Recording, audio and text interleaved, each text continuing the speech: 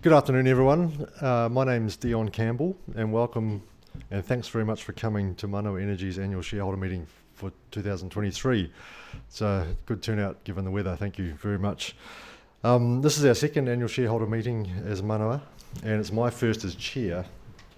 And I've been in that role for a week now, but I did join the board about a year ago at a similar meeting this time last year. Today's meeting is being held both in person and online through Computershare's online meeting platform. And it's worth noting that our intention is for this to be our last in-person meeting of shareholders as we embrace the technology and move to online only from next year. Thanks for that feedback. But I think we've made that decision because it is actually quite a high cost to the company to do these, and we get a lot of participation online, so that's the plan. But thanks to everyone who's made it time to be with us today, both either here or online. For those in the room, I need to point out that in the case of an emergency, there are some things we need to do, and that's just in case.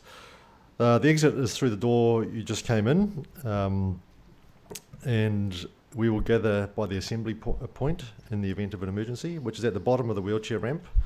And if there's a fire, there will be a fire warden turn up in a high-vis vest. And we should follow that person out to the car park where we'll wait until whatever emergency response is required happens. Hopefully we don't need to worry about that. And just as a final reminder, for after this meeting, there will be afternoon tea served here, I presume. And we look forward to having a bit of a yarn with you all post the meeting. So I note for the purposes of the meeting that there is a quorum present with 5 or more shareholders being here. And unless anyone objects, I propose the notice convening the meeting is taken as read, and I declare the 2023 Manawa Energy annual shareholder meeting open for business. The board has confirmed that the minutes of the last annual meeting held on the 12th of August 2022 are a true and correct record of that meeting. Copies of the minutes of that meeting are available to shareholders on Manawa's website. We are holding this meeting as a hybrid meeting in order to give shareholders the option to join the meeting in person in Tauranga or online. Shareholders are able to ask questions during this meeting today, both in the room and online. For shareholders online, if you would like to ask a question, please, at the time when I tell you to, select the Q&A tab on the right half of your screen. Type your question into the field and press send. It will then be sent through to us to answer. And if you require any assistance, the Computershare team is also available via the online chat function. Questions can be submitted any time and will be answered at the appropriate time during the meeting. Please note that the questions online may be moderated or amalgamated. Carl Wansbone from the Manawa Energy Finance team will be asking online questions on your behalf today. Thank you, Carl. He'll be amalgamating them too, if you're worried about that. For those shareholders who are present here in Tauranga who want to speak or ask a question when we're open for questions, please raise your hand and one of the team will bring you a microphone. Please give your name before you address the meeting or ask your questions. So now I need to introduce the various people in the room today. Up front on the table here we have our directors. We've got Joanna Breer, Sheridan Broadbent, Michael Smith and Joe Windmeyer. We're also joined by Manawa Energy's Chief Executive David Prentice and Company Secretary and Exec Team Member Catherine Thompson. The 3 other members of the Manawa Energy Exec Team are also here today. And we welcome Phil Wiltshire, Todd Mead and Matt James. And just for noting, one of our directors, Philippa Harford, is joining us online as she is overseas. And we'll be hearing from Philippa shortly. We also welcome KPMG Audit Partner Glenn Keeney. Over the back there. The KPMG team were our auditors for the FY23 financial year. And finally, thanks and welcome to Della Selby, Jane Stretton and Ross Milliken, who's online. The other 2 are here in person from Computershare, who are our share registry, and do a great job of making sure everything works nicely on the resolutions and voting fronts today. So without any further ado, let's get stuck into the agenda. I'll say a few words shortly, and then Dave will share his thoughts on the last financial year and how we're looking for this financial year and our future plans.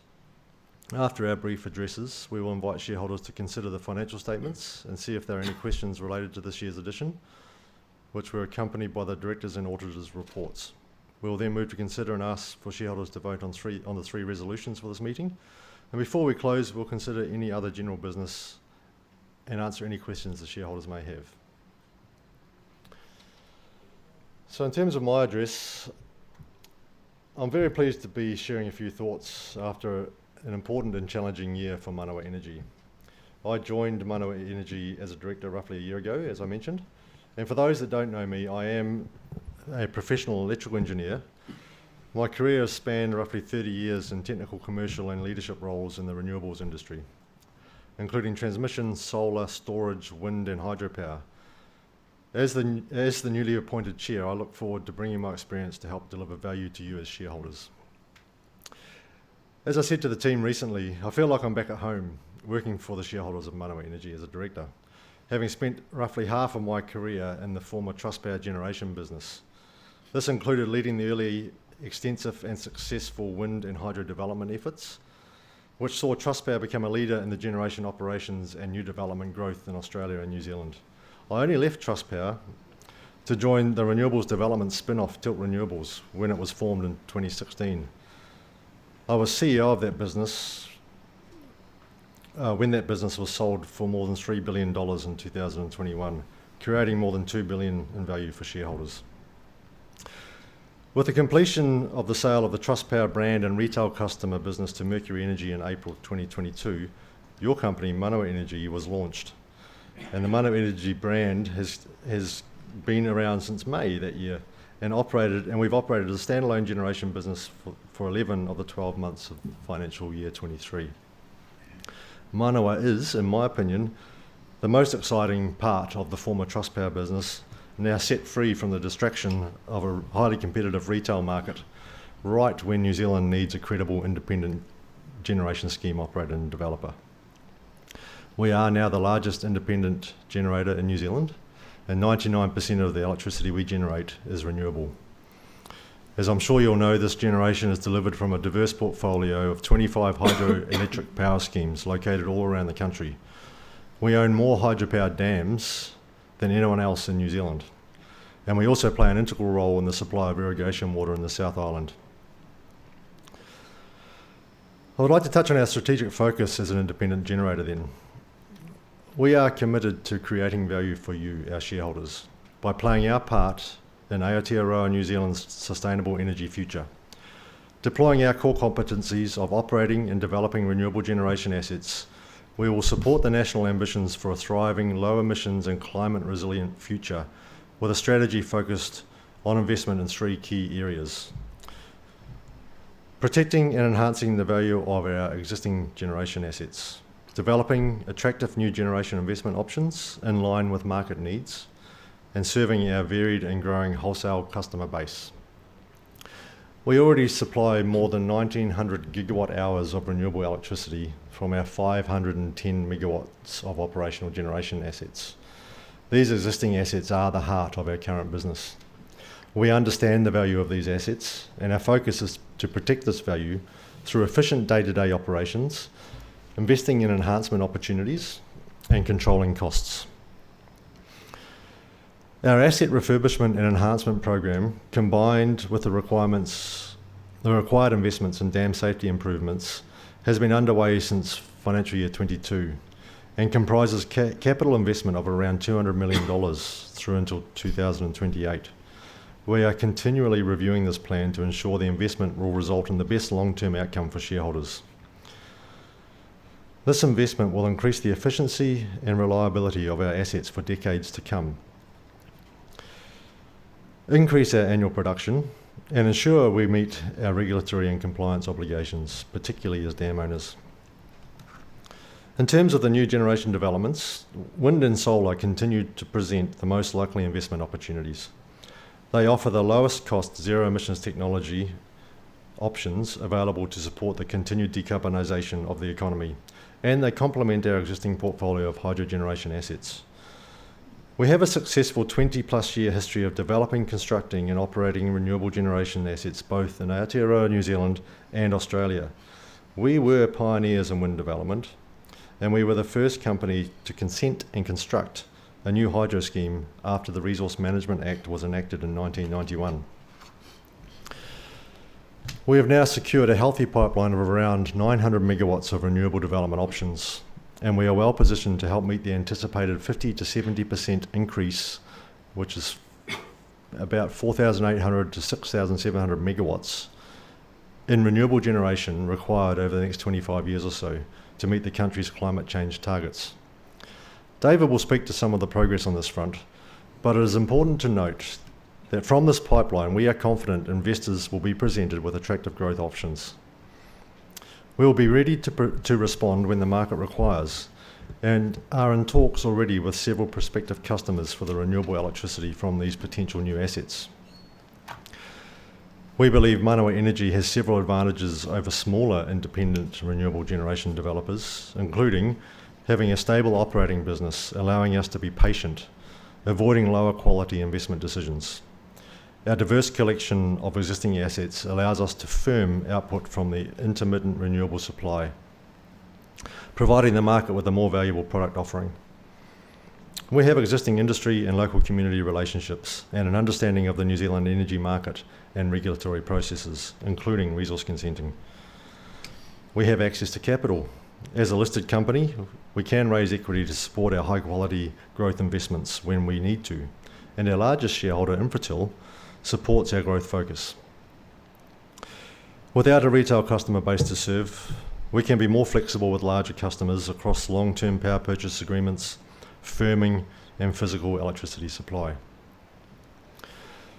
We currently supply 2,000 gigawatt hours of electricity to Mercury Energy under an offtake agreement made as part of the sale of the Trustpower mass market retail business in May last year.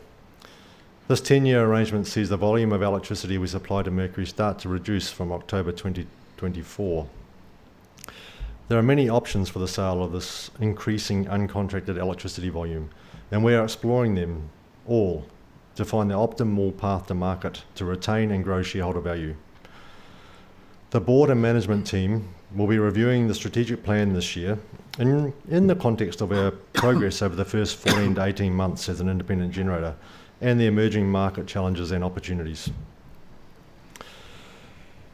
In May, we reported financial performance for FY23 with a net profit after tax of $444 million, up from $120 million the previous year. This substantial year-on-year increase was obviously underpinned by the sale of the Trustpower mass market retail business early on in the financial year. The board approved a final dividend of 8.5 cents per share, fully imputed for qualifying shareholders and paid in June 2023. The financial year 23 full-year dividend paid to investors was therefore 16 cents per share. Most of you probably recall that the company has a dividend policy based on paying 70 to 90% of the free cash flows on average over time, balancing medium-term dividends with delivering on our growth aspirations. There's a lot of activity in the industry at present, much of it associated with reshaping the energy sector in the pursuit of emissions goals. We are supportive of the country's climate change targets and believe that we are well positioned to continue delivering to customers and for investors as the need for more renewables grows. Demand for renewable electricity is set to increase by 50 to 70% over the next 25 years, and the electricity sector's recent The Future is Electric report, authored by the Boston Consulting Group, said the country needs to invest $42 billion in large-scale generation, network transmission and local electricity distribution in order to reach the 98% renewable electricity target by 2030. I'll observe that this is a huge ask, and that there are several barriers to achieving this level of investment in that timeframe. One barrier is the new resource management legislation working its way through Parliament. We have expressed concern that the proposed legislation, the Natural and Built Environment Bill, has a strange water permit regime that threatened to exclude some hydroelectric generation schemes, forcing these into a shorter consenting cycle for zero benefit to anyone. We're pleased to say that the Minister changed this at the later stages of the bill passing into law, and Parliament has this week amended the bill so that all existing hydro generation schemes will be treated equally and able to access long-term consent durations. We note that there are other elements of the bill that present barriers to consenting renewable electricity generation projects, which apply to all developers. We will continue to engage with government to seek changes that will be beneficial for Manawa Energy and all renewable electricity generators. Another obvious barrier is the Project Onslow Pumped Hydro Scheme, being investigated by the government's New Zealand Battery Project, as it seeks to understand options around navigating the dry year electricity supply issue. The latest cost estimates have seen an escalation from 4 billion, B for billion, to almost 16 billion, and we remain firmly of the view that this idea is too expensive, too slow, too ineffective from an emissions point of view, and frankly, too high risk to be pursued. This would be concentrating our energy security in one asset, and the proposal is already slowing investment due to uncertainty. We can already see technologies which will be able to economically achieve the same outcome with more diversity and at lower cost, meaning this asset will be obsolete probably before it's completed and after significant environmental and fiscal damage has been done. We note that the government's goal of 100% renewable electricity by 2030 is now softened to be aspirational rather than pursue at all costs, and will be reviewed again in 2025. We believe the pursuit of this goal will be excessively costly and counterproductive to reducing overall emissions, and we hope some sanity prevails on this front. As I conclude, I would like to acknowledge our now former chair, Paul Ridley-Smith, and outgoing director, Kevin Baker. Paul and Kevin have provided outstanding insight, guidance and strategic focus in their respective governance roles for Manawa. Paul worked tirelessly on the design and implementation of the major transformation of the company, which began with the highly successful demerger of Tilt Renewables in 2016. And both Paul and Kevin were instrumental in the recent sale of the Trustpower retail business, resulting in the unique position your company now holds in the electricity market. We thank them and wish them all the best. I would also like to welcome our new directors, Philippa Harford and Joe Windmeyer. And I know we'll be hearing from both of them soon. I'm very much looking forward to your contributions around the board table. Finally, I also thank the remaining board of directors for your efforts over the last year, and say thank you to the executive team and everyone else in Manawa Energy. You have covered a lot of ground. I also thank you, the shareholders, for your ongoing support. My commitment to you is that we will be very focused on executing and delivering on our clear strategy as an independent generator and renewables developer. We will deliver value in an efficient and prudent way. So thank you, and over to David Prentice, our Chief Executive Officer.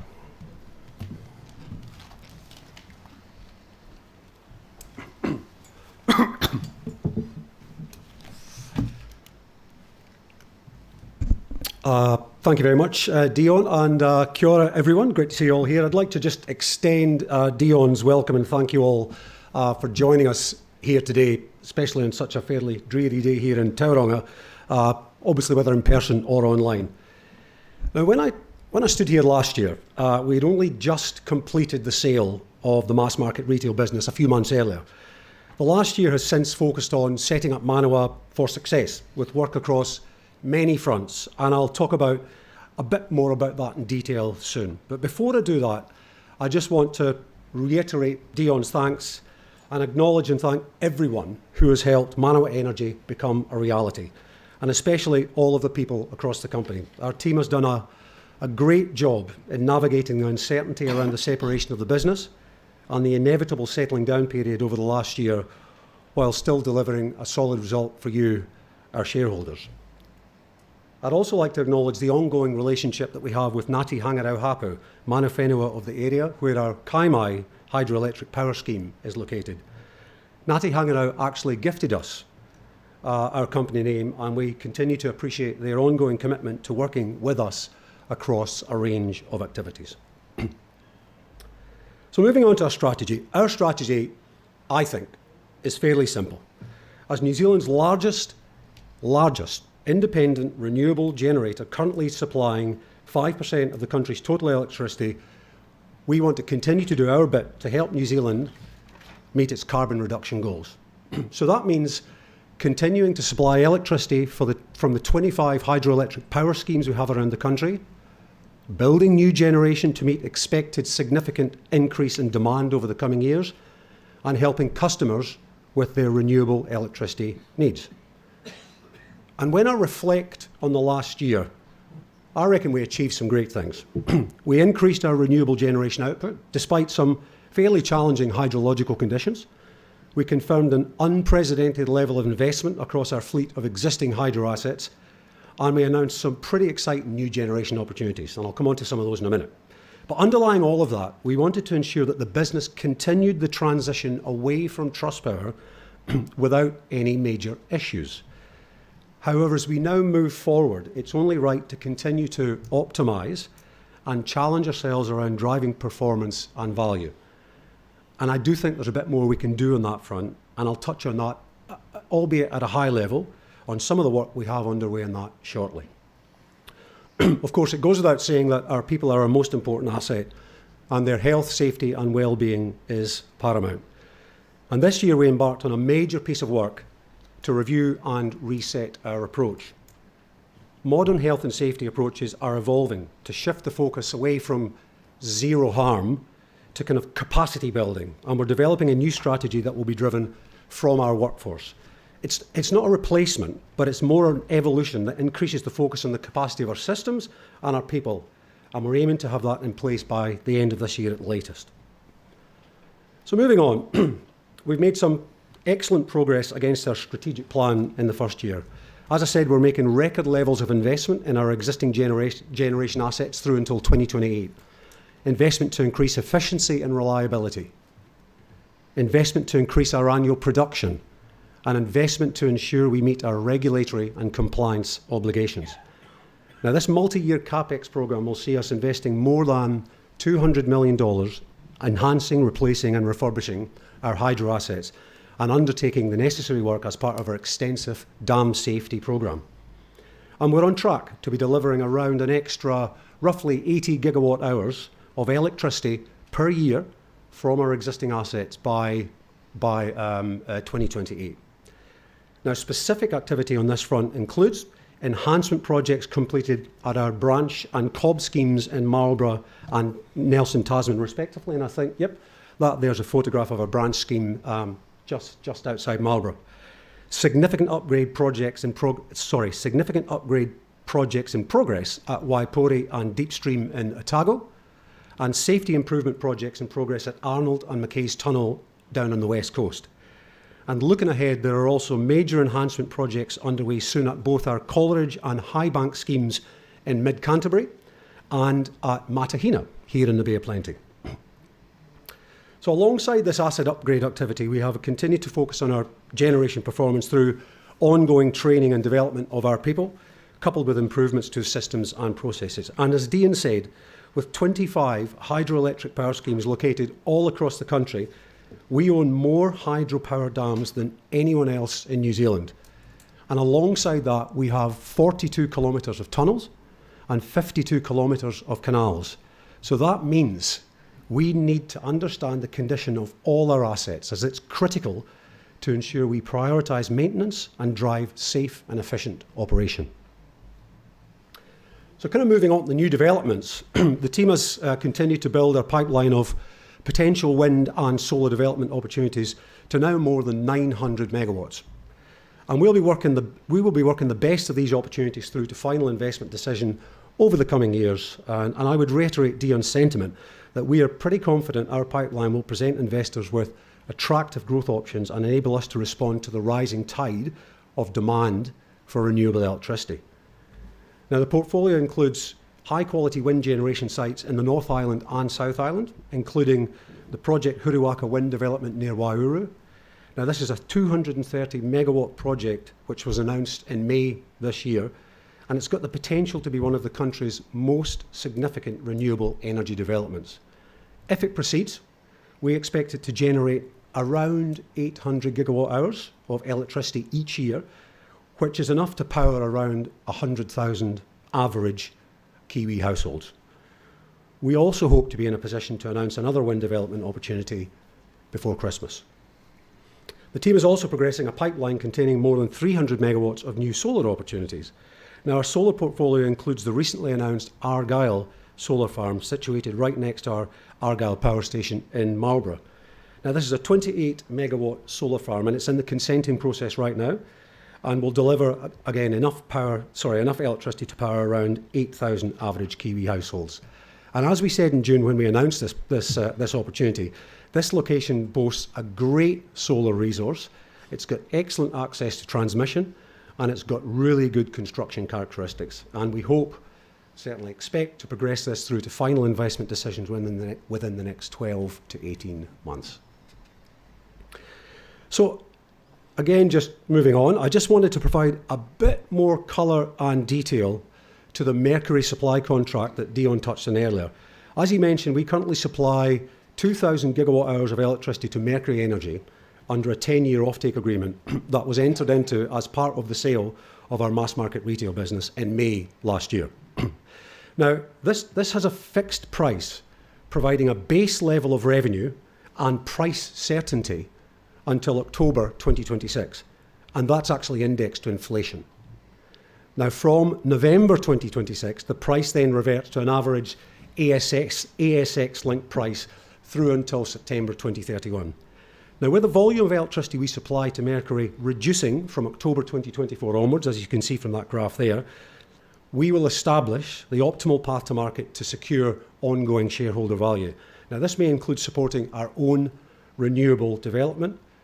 It might include short-term trading or longer-term agreements with other market participants. And this path to market provides us with a very clear and exciting opportunity to drive increased value. So the first 6 months of the financial year were pretty challenging on reflection, but things did settle down in the second half of the year, with the final quarter delivering pretty solid wholesale prices and strong generation volumes.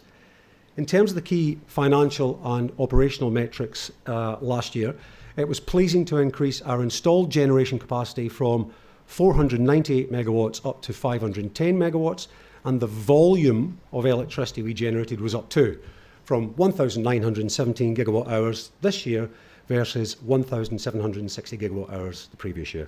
And to put this in context, the total installed capacity across New Zealand is around 9,800 megawatts. So as I said earlier, we provide around 5% of that. Our generation assets held up well in the face of some fairly severe weather events last year that I'm sure you can all remember, and some at the start of this year. And we are very, very thankful our people and our assets fortunately avoided any significant impacts from Cyclone Gabrielle in particular. Now, the exception to this was a small, unmanned 3.8 megawatt hydro scheme we have in the Esk Valley, which did suffer significant damage and currently remains out of service. So we turned in a solid performance in FY23. Our profit after tax increased to 444 million, as Dion said, obviously underpinned by the successful sale of the Trustpower mass market retail business. Our underlying earnings were $70 million. Our EBITDA from continuing operations was 137 million, and our total EBITDA was at the top end of the most recent guidance we provided to the market.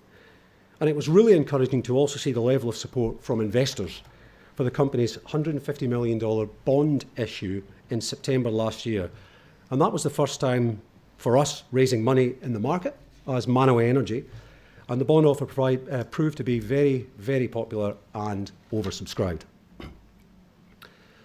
So alongside our strong focus on growth, we continue to prioritise our broader corporate responsibilities.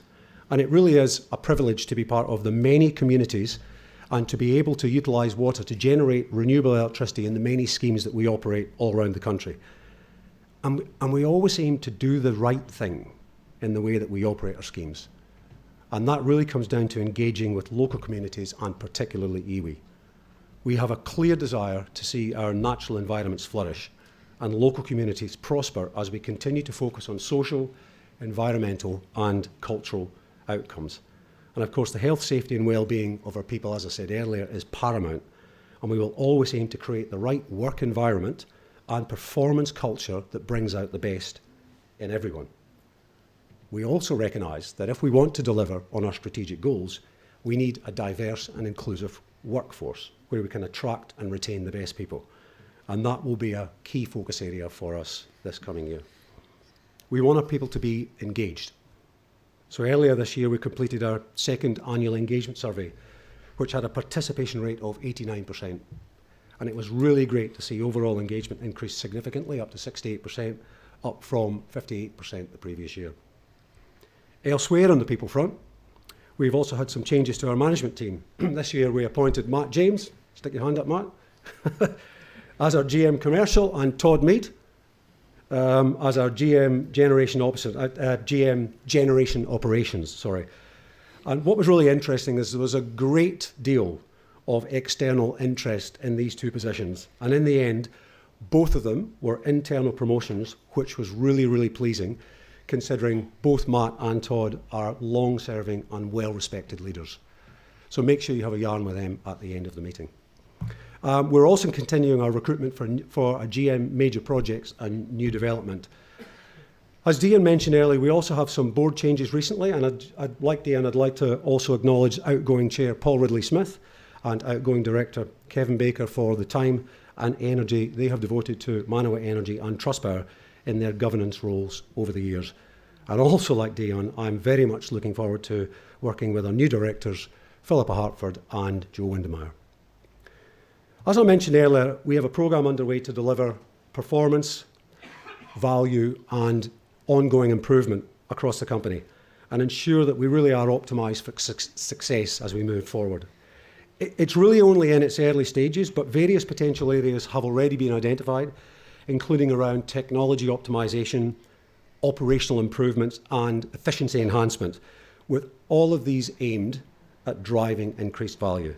As I said, it's in its early stages, but we anticipate being able to provide a bit more information on many of these at our half-year announcement in November. So looking to the future, from an earnings perspective, we continue to be largely insulated from the high inflationary environment, as our revenue streams are mostly linked to wholesale pricing or inflation-indexed contracts. There are, of course, headwinds around general cost inflation to consider, particularly in relation to new development returns and major enhancement projects, and these will be carefully considered as investment decisions emerge around key opportunities. As mentioned, our capital expenditure programme is going to be significant. We always aim to invest prudently, whether it's in relation to generating long-term value from our existing asset enhancements and upgrades, or meeting our dam safety obligations, or being clinical in only progressing the best new generation projects as we move into an execution phase of our wind and solar development pipeline.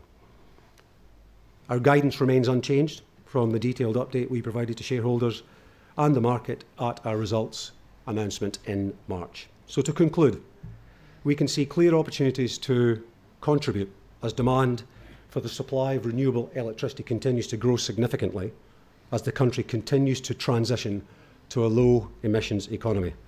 And with our strengths around having a stable underlying business, diverse assets, strong stakeholder relationships, access to capital, and a clear and dedicated focus on our customers, I reckon we're in a great position to take advantage of the electrification transition, playing our part in powering New Zealand's sustainable future while continuing to deliver value to our shareholders. Thank you, and I'll now hand back to Dion.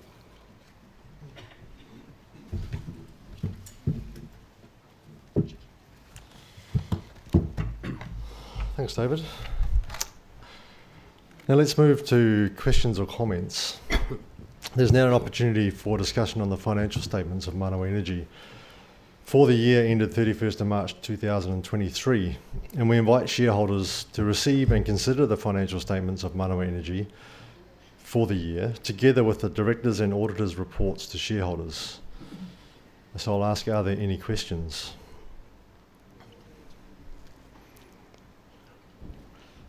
Anything online? Well, that was easy. As there were no questions or comments, we'll now move to the resolutions. But before we move on to the formal resolutions outlined in the notice of the meeting, I'll provide some information on voting today. This will be conducted by way of a poll on all 3 resolutions. Each resolution is an ordinary resolution and must be approved by a simple majority of the eligible shareholders who vote by casting their votes today. For those online who are eligible to vote, once the voting is opened, you'll be automatically directed to the voting tab on the online platform. There you will see the list of resolutions and your voting options. Simply select your voting direction for each resolution from the options shown. You have the ability to change your vote up until the time that I declare the voting closed. For those shareholders here in Tauranga, please complete your voting papers when I open the voting. Computershare will collect the voting papers once the resolutions have been considered and the voting has closed. If you have already submitted a proxy form and given the authority to someone else to vote for you, perhaps me as chair or the New Zealand Shareholders Association, then you don't need to do anything more. Your shares will be voted in accordance with your instructions. I note that all proxies which have been received for the discretion of the chair will be directed in support of the resolutions or as otherwise instructed. Finally, persons attending who are not shareholders, proxy holders or corporate representatives of shareholders are not entitled to vote. I now declare voting open on all items of business. Please submit your votes at any time from now. As we run through the resolutions, I will give those online and here in Tauranga a warning before I move to close voting. So resolution 1 is Philippa. This first resolution is in respect of the election of Philippa Harford. Philippa was appointed to the board on 19th of July to fill a casual vacancy. Directors who are appointed into casual vacancies are required to seek re-election at the next annual shareholders meeting. Accordingly, Philippa is standing for election. The board has determined that Philippa is not an independent director because of her association with Infratil Limited. She stands for election with the unanimous support of the board. I'll now invite Philippa to introduce herself to shareholders via video, assuming it works. Kia ora and good afternoon everyone, and thank you for either joining online or being there in person for the Manawa annual shareholders meeting. Firstly, to introduce myself, my name is Philippa Harford and I'm up for election as a director today. I'm sorry that I can't be there in person. I'm actually currently making my way back to New Zealand, so we thought it was best to video this presentation or my speech. However, I have joined the meeting and I am online and listening to myself right now. So thank you for considering me for election as a director of Manawa. A little bit about myself personally to start with. I'm married with 2 children. I was born and bred in Wellington, other than spending 5 years overseas, which I did sort of earlier on in my career. I now have moved my pastimes to things that don't involve my children as much, so I spend a lot of time with my husband walking our dog, and I'm an avid mountain biker and do that several times a week. But to go, I suppose, to my professional experience and what I bring to Manawa, I'm a qualified chartered accountant and I also have a diploma in corporate finance. And I have over 30 years of experience, starting first in the tax advisory area and then moving into the corporate roles more than sort of 20 years ago. So I feel that I bring a lot of business experience to the role, and obviously as a chartered accountant and with that corporate finance background. The other things that I do currently, I'm the Chief Financial Officer of Infratil Limited. Infratil Limited is a 51% shareholder of Manawa, and what that means is through that role I'm already quite familiar with the Manawa business because I've essentially sat alongside it and reported it as part of our results every single year. In terms of my other capacities, I'm also a director of Retire Australia, which is another Infratil company, and I am the chair of the board of One New Zealand Limited, which was formerly Vodafone New Zealand. I'd just like to finish up by saying what it is that I'm looking forward to doing, and that is very much being able to support Manawa to be a truly excellent standalone generation company. I think that it is well placed to do that, and I look forward to supporting that endeavour. So thank you for considering me for election. Well done. Are there any questions or discussions on the resolution?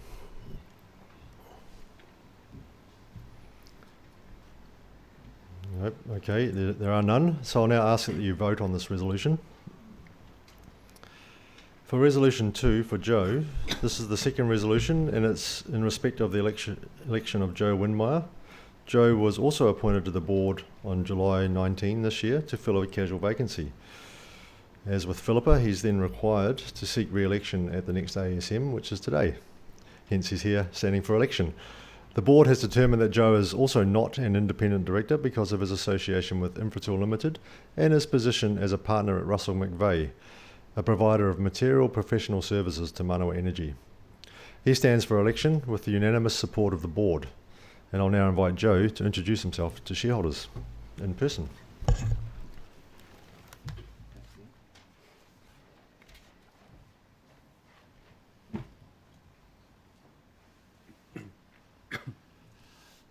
Tēnā koutou katoa, ko Joe Windmeyer, tūko ingawa, kia ora, hui hui mai tawa.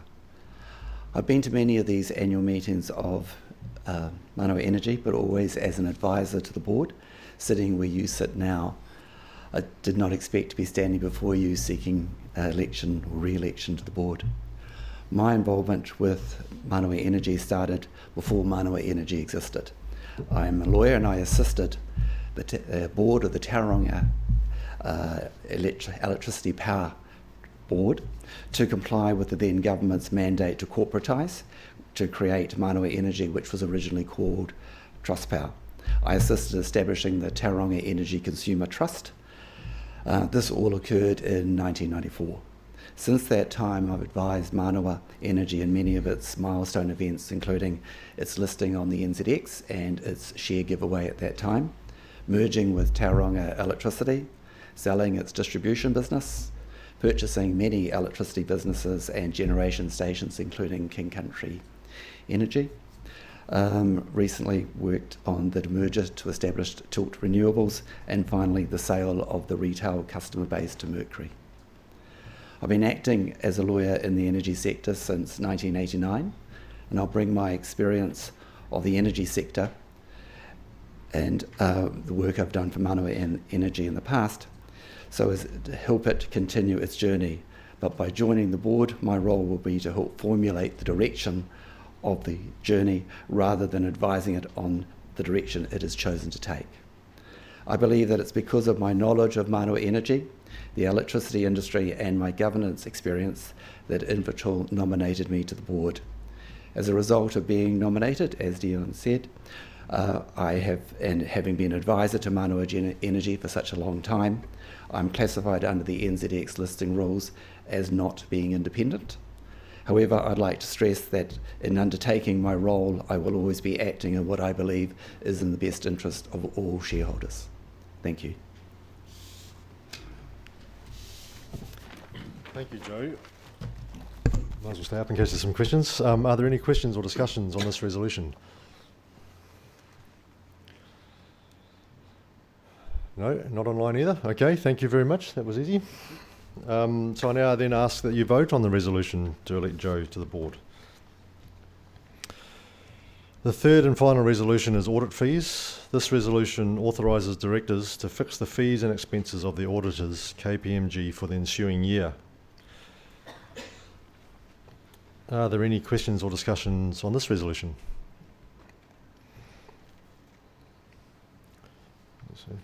Online? No. Thank you. In that case then, I now ask that you vote on this resolution. So that now concludes the discussion on items of business for the meeting. I'll pause for a moment just to allow you all to finalise your votes before I declare the voting closed.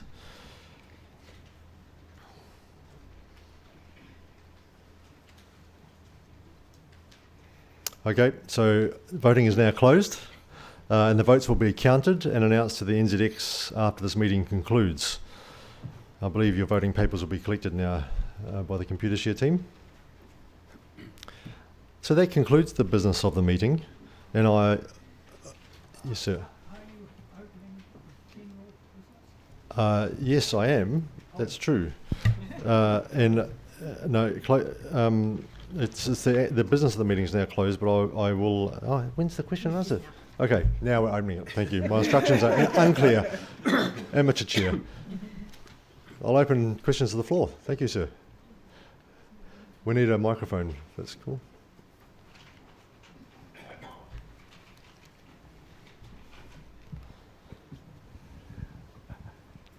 Ross Prestige, shareholder.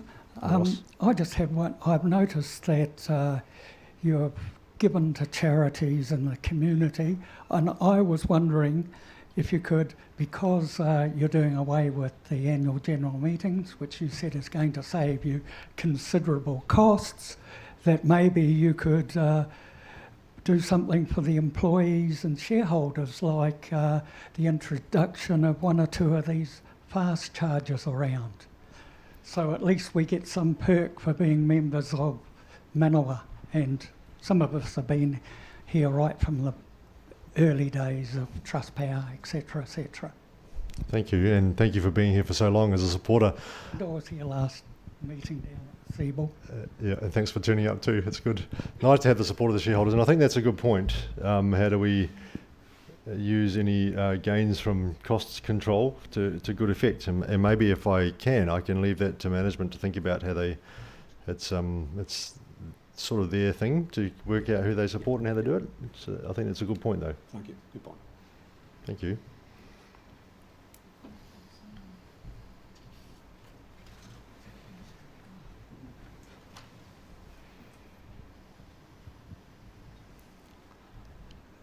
My name's Ian Chitty. I've been a shareholder of Trustpower in excess of 30 years.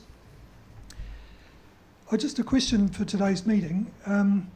With the sale of your mass market retail business and your focus now on generation, as a shareholder, we've seen the share price go from at a peak of $8 down to a reducing current level. Can somebody just comment on the strategy of changing from retail mass market to generation? What are your thoughts as to the future potential for shareholders' value? Thank you for that question. I'll try first, David. I think we've all noticed that decline in share price. Part of the transition away from having a retail base has meant a change to our dividend levels, and I think the market is responding more to that than perhaps our strategy of not having a retail business. So our focus, if you like, is to make sure that we hold the dividends as high as we can by controlling costs and being very careful with capital expenditure. The other thing we have to do better, I think, is to help the market understand our place as an independent generator and how that will allow us to create shareholder value so that the support for the stock comes back. And we've tried to describe some of those initiatives today, like our very well-targeted generation development pipeline and our ongoing focus on our operating assets, which are the core of our business. So it's a fair question. I think there are other macro factors driving changes in share price at any one time as well, which we can't do much about, such as interest rates going up. We're focused on making sure support of the shareholders is maintained or enhanced over time, and I'm hoping this time next year you'll see that results. Do you want to add to that? Yeah. Is that working? Good question. Thank you for asking that. So I agree very much with what Dion said, but a couple of additional points from my perspective. I think we're all a little bit disappointed about where the share price is at, so let's just be honest about that. But I think we've got to look at this over a fairly long term. That's certainly how I look at this as well. And if I go back to the original rationale as to why we sold the retail business, it was around simplifying the business so that we didn't have the complexity that we had and the ability to able to focus on building new renewable generation. Why do we want to do that? Because we want to play our part in meeting New Zealand's climate change targets. So if you have a view, which we certainly all do, that if we need significant new renewable electricity generation, whether that's through wind or through solar, and when I say significant, upwards of 50% more than what we've got in New Zealand at present, then there's only a small amount of organisations in New Zealand currently that is able to actually meet that demand, and we are one of those organisations. So I look at the long-term potential, and I guess I'll be very honest, because I went out and bought shares recently because I believe in the strategy that we've got in this company, quite frankly. So I think it's entirely the right thing to do. But as Dion said, we've got some short-term challenges that we need to manage, and rest assured as shareholders that we are very focused on those. Thank you. Any other questions from the floor? Just wait till the microphone comes.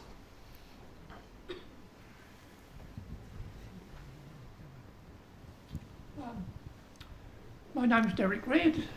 I've got two questions. One is, has Manawa got any facilities for emergency storage generating capacity? Mm-hmm. It's a current thing when the sun is not shining and water is not available. That's true. Should I answer that one first? Could you answer that? Yeah, sure. So Manawa's hydro generation fleet of 25 dams includes some of the largest storage to generation ratios in New Zealand. The biggest lake we have in that sense is Waipori down in Dunedin. Marahina here in the bay also has a reasonable storage behind it. And there we've got Cobb in the Tasman, we've got Coleridge, which is pretty helpful in Canterbury. I think the reality is New Zealand as a whole only has about 3 months of hydro storage if there's nothing else going on. So we sit in the middle of that bunch, and we don't have any chemical storage in terms of batteries yet. There still feels like there's no real path to wonderfulness for shareholders by investing in a chemical battery yet. So part of the focus of David's team on our existing assets is to see how we can increase that storage or increase the efficiency with which we use the water when we're generating. So it's trying to make the most out of the storage we have got. But New Zealand as a whole, let's be honest, stores its dry year risk in a pile of coal at Huntly at the moment, right? Hence some of the other work that's going on. Thank you. My other question is, via Trustpower, well, I've been a shareholder 25, 30 years, and Trustpower was a local company when it started out. Anyway, we've had lots of AGMs in Tauranga over the last 30 years nearly. Do Manawa expect to continue having AGMs in Tauranga? Well, I think Manawa's constitution requires us to have a head office presence in Tauranga. So until that changes, yes, we will be based here. However, as I said earlier, we are hoping to move we are moving our annual shareholder meetings to online only, not in Tauranga. Well, not anywhere, if you like, but everywhere. So I don't know if that's the right answer, but yeah, we will remain Tauranga based for the foreseeable future. And if we wish to change that, it'll be up to shareholders to vote on any change to our constitution. But their annual general meetings are going online only from now on. We do look forward to them. Yeah, it's very difficult, isn't it? Because they are good, and it's a chance to see us face to face, catch our eyeballs, and have a bit of a yarn over a cup of tea later. So it's hard to give them up, and maybe we'll chew on that a bit more after the feedback from today. Yep.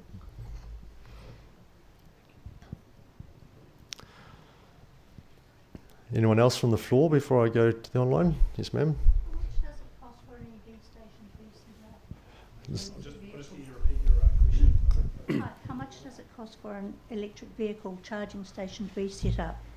So like a public charging station, if you like, that Yeah, well, anyone if I can want to use? go and charge your electric car. Yeah, on the street or something. On the street or down I the don't know road. the numbers. Does anyone in the team know? It probably depends on where and how much electricity is available in the region. It'll be. And if it's in the middle of the WOPs, like going from Napier to Taupo, Oh yeah. from here to Hastings. Yeah. So again, the main thing you need is a good electricity supply. So some of the WOPs areas, it's not possible. So you'd take it out from one of the major lines going through? They're Is that what they're they too do? high voltage, those lines, unfortunately. So that's also not feasible. But so the best thing you can do is choose one of the little towns anywhere. And I think Morrinsville or somewhere like that has them because they got a power supply there already. So But if you're going long distance and if EVs are coming into being, yeah. well, you're going to have something, aren't you? Yeah, that's right. Most of More those little hybrid cars spots. or something. That's right. Does Manawa currently have a strategy or a plan to be involved in the rollout of chargers? I don't think so. It doesn't really align with our lack of retail kind of billing expertise that we've now sold to Mercury. So it's pretty hard for us to see a path there. Others will because it has to come. Otherwise, we're just not going to be able to get EV uptake No. that we expect. Going along from what the gentleman was saying about cancelling out the AGMs, putting the money to something like that. Yeah. That's what I Yeah. asking. For us, if we do something like that, it would be likely to be associated with our head office. So you come and park outside and charge. But we haven't, the idea was just proposed today. So we'll have a good think about how we work that, Parking sometimes in Tauranga, you may have noticed, is a bit awkward to get. Yes, So, very much so. yeah. We'll work on the right answer for that though. For parking, no. For electricity, yeah. Either way, both. Yeah, we probably make more out of parking actually in Tauranga at the moment. But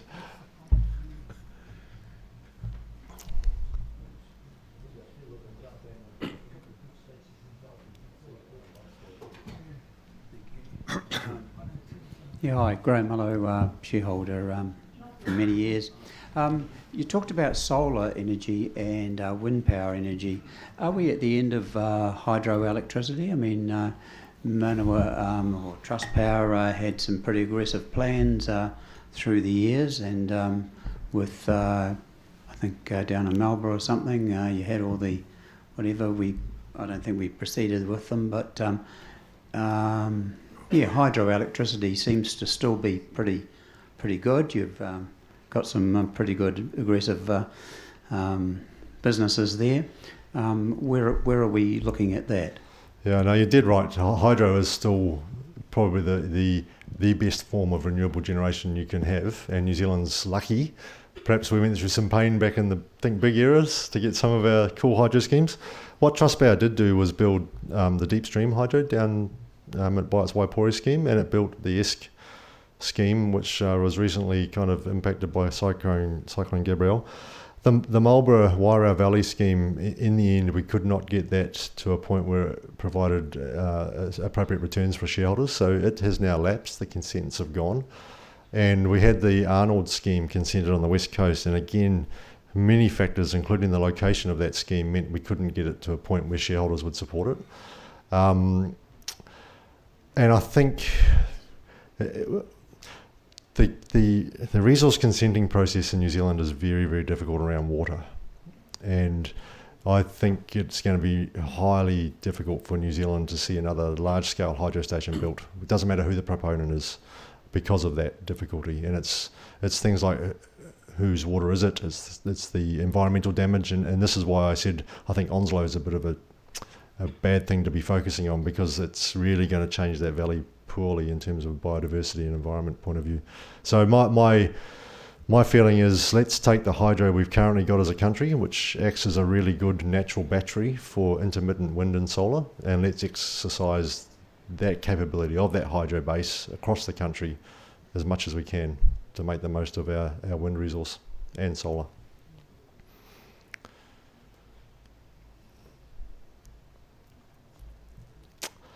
Anyone else on the floor before I open to the online questions? They might generate some more from the floor, so I'll come back. Don't panic. Carl, have we got? Not a one. Okay. Did that generate any more from the floor?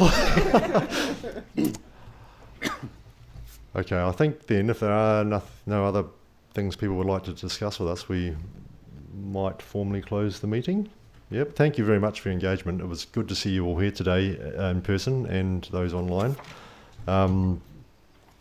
So that concludes then the business of our meeting, and I'll officially declare the meeting closed.